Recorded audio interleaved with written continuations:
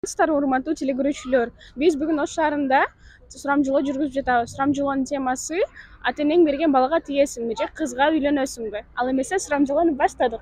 Саламатсызбы? Биз Ош шаарында сурамжылоо жүргүзүп жатабыз. Сурамжылоонун темасы ата энеңиз айткан кызга үйлөнөт белеңиз.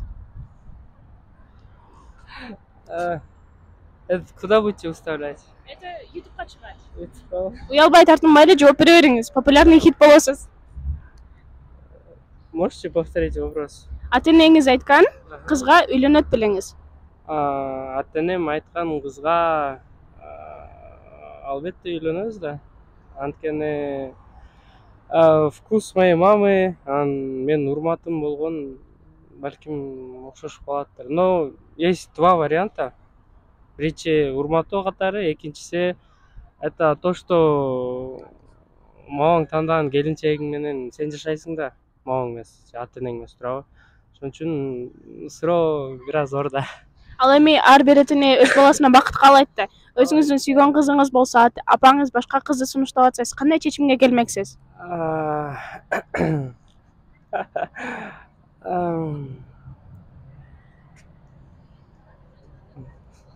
Удалите, пожалуйста. Макул, оюңуз менен бөлүшкөнүңүз үчүн чоң рахмат. Саламатсызбы эже? Биз Ош шаарында сурамжылоо жүргүзүп жатабыз. Ата энеңиз айткан балага тиет белеңиз эже? Нет. Эмне себептен? Я сейчас... Можете, пожалуйста, не брать меня? Хорошо. Эжелер, биз Ош шаарында сурамжылоо жүргүзүп жатабыз. Сиздер турмушка чыккансыздарбы? Ата энеңиз айткан балага тиет белеңиз? Сиздин оюңуз? Менби жок, өзүм тандоом. Ал эми ата энеңиз айткан бала жакшы чыгып атса эмне кылмаксыз? Негизи бизде ата энем каждый адамдын өзүнүн оюна коет бизде. Андай сен мынага тий, айнт дебейт бизде. Ошондой. Если ата энем ушул балага тий, ушул жакшы не десе, жакшы, если мага жага турган болсо, менин оюмда бала менин типажымда адам болсо, мен ошого тиймекмин негизи. Ал эми сиздин оюңуз кандай буга? Ата эне эч качан баласына жамандык каалабайт го.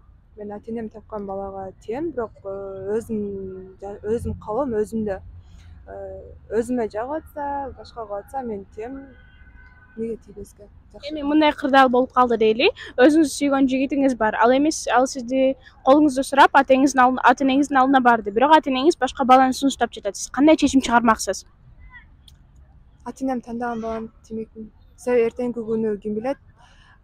Ал өзүң тандаган бала менен ажырашып атсаң, ата энең сага келип айтат. Өзүң тандагансың, өзүң тийгенсиң, пожалуйста, жаша депчи. Өзүң бышырган ашты эми өзүң же дейт. Эртеңки күнү ата энең тандаган балага тийсең, айта аласың, сиздер тапкан балага мен тийгем деп эч кандай мүнөз көрө албайсың да. Мына сурамжылоо жүргүзүп жатабыз. Ата энеңиз айткан кызга үйлөнөт белеңиз. Эми эгерде ата энем сунуштаган кыз мага туура келсе, мен баш тартпайм. Ал эми өзүңүздүн сүйгөн кызыңыз болуп, ата энеңиз башка кызды сунуштап атса, сиз эмне кылмаксыз? Мен негизи сүйгөн кызым жок, мен билбейм, ата энем сунуштаган балким кыз деле алам го дейт. Ар бир эне баласына бакыт каалайт да. Сиз кандай ойлойсуз? Эң туура. Ар бир ата эне баласын бактылуу болсун, бул жашоодо ордун тапсын дейт. Оюңуз менен бөлүшкөнүңүз үчүн чоң рахмат.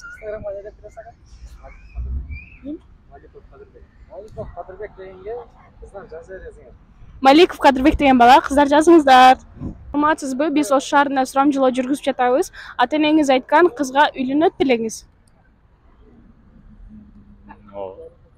Ал эми өзүңүз сүйгөн кызыңыз болуп туруп, ата энеңиз сунуштаган кыз болуп атса, кандай чечим чыгарат элеңиз? Мен ойлонуштуруп көрөбүз. Оюңуз менен бөлүшкөнүңүз үчүн чоң рахмат. Саламатсызбы? Биз Ош шаарында сурамжылоо жүргүзүп жатабыз. Ата энеңиз айткан кызга үйлөнөт белеңиз. Ооба. Эмне себептен? Ата энеме жаккан кыз мага жагат да. Ал эми өзүңүз сүйгөн кызыңыз болсочу? Сүйгөн кызым жок азыр. Эми кырдаал башкача болуп калды. Сүйгөн кызыңыз бар, ата энеңиз башка кызды сунуштап атат. Каршы чыгат белеңиз? Жок. Ата энем ушунча чоңойтуп өстүргөн, ата энем тандаган кызды алат элем. Сүйгөнүм болсо дагы. Сиз бойдоксузбу? Макул, оюңуз менен бөлүшкөнүңүз үчүн чоң рахмат. Саламатсызбы? Биз Ош шаарында сурамжылоо жүргүзүп жатабыз.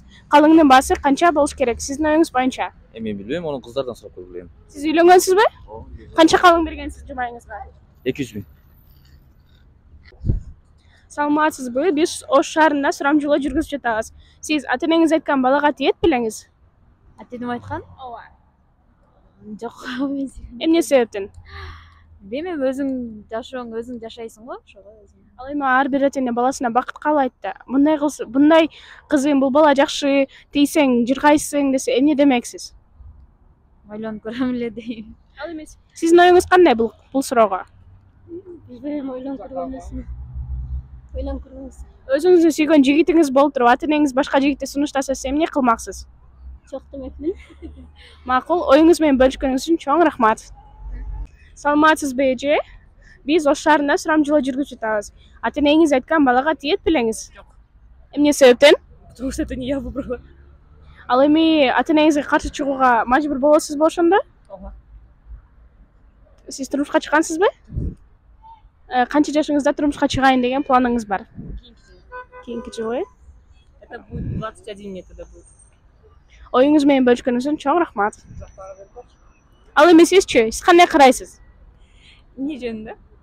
Ата энеңиз айткан балага турмушка чыгат белеңиз? Билбейм, ойлонуп көрөт элем. Тартынбай айта бериңиз. Эгер мындай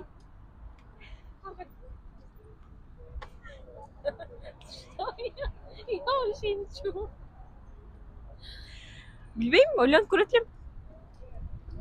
Макул, оюңуз менен бөлүшкөнүңүз үчүн чоң рахмат.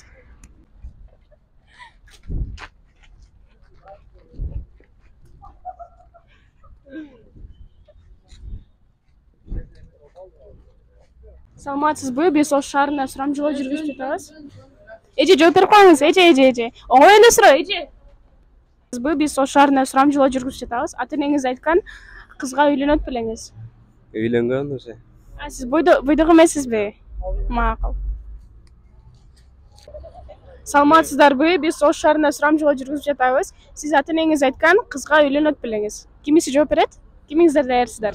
Сиз жооп бериңиз. Ата энеңиз айткан кызга макул болуп үйлөнөт белеңиз? Үйлөнөт. Эмне себептен? Ата энем айтканы. Ал эми өзүңүздүн сүйгөн кызыңыз болсочу? Анда ортодо маселе болот эми анда. Болбойт. Саламатсызбы эже? Биз Ош шаарында сурамжылоо жүргүзүп жатабыз. Ата энеңиз айткан балага тиет белеңиз? Сиздин оюңуз кандай? Ата энем айткан балага албетте тиет элем, себеби ата эне эч качан өзүнүн баласына жамандык каалабайт деп ойлойм. Ал эми өзүңүздүн сүйгөн жигитиңиз болуп, ата энеңиз сунуштап аткан бала болуп калса, эмне кылмаксыз? Кандай чечим чыгармаксыз? Албетте ата энем айтканды эсепке алат элем, себеби ата эне эч качан баласына жамандык каалабайт, бир гана жакшылыкты гана каалайт. Мейли дейли. Ата энеңиз сунуштаган балага тийдиңиз дейли. Калыңдын баасы канча болуш керек сиз үчүн? Ал мааниге деле эмес деп ойлойм. Себеби ал күнүмдүк эле колдончу гана нерселер деп ойлойм, өтө деле мааниге эмес. Ошондо азыркы мезгилде калыңдын баркы түшүп кеттиби? Сиздин оюңуз боюнча? Түшүп кетти деп ойлобойм, бирок шартына жараша берсе ыраазы болмокмун. Орточо эсеп менен айтканда калыңдын баасы канча болуш керек? Мен тийген убакта 100 000 болчу. Азыркы убакта ойлойм 300-400 000 деп. Ошондо сиз бойдок эмессизби? Сиз канча жыл мурун тийгенсиз? Канча жыл мурун тийгенсиз турмушка? 5 жыл алып тийгем. Ата энеңиз айткан бала болчу же сүйгөн жигитиңиз болчу? Өздөрү эле жугушчу болуп келишкен. Азыр бактылуусузбу? Албетте, 2 баланын бактылуу энесимин. Макул эже, сизге бакыт каалайм. Оюңуз менен бөлүшкөнүңүз үчүн чоң рахмат.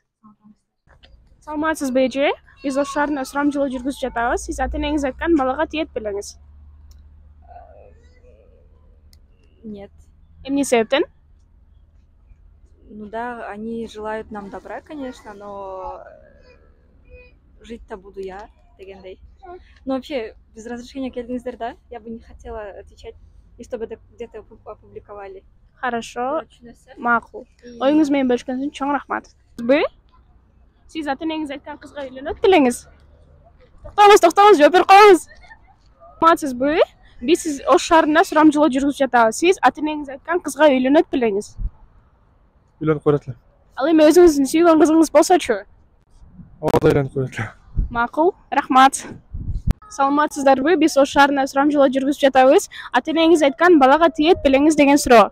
Эже, Сизчи? Жооп берип койбойсузбу? Тартынбай эле өлбөй эле жооп бере бергиз. Макул. Саламатсызбы эже? Бизде Ош шаарынын ичинде сурамжылоо жүргүзүлүп жатат. Ата энеңиз айткан балага тиет белеңиз? Эмне себептен? Дей албайм.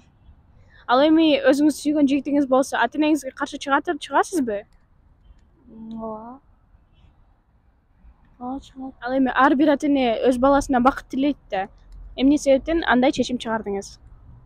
Эми Кудайдын буйруганы, бирок эмнеге андай ойго келдиңиз? Айта албайм. Макул, оюңуз менен бөлүшкөнүңүз үчүн чоң рахмат.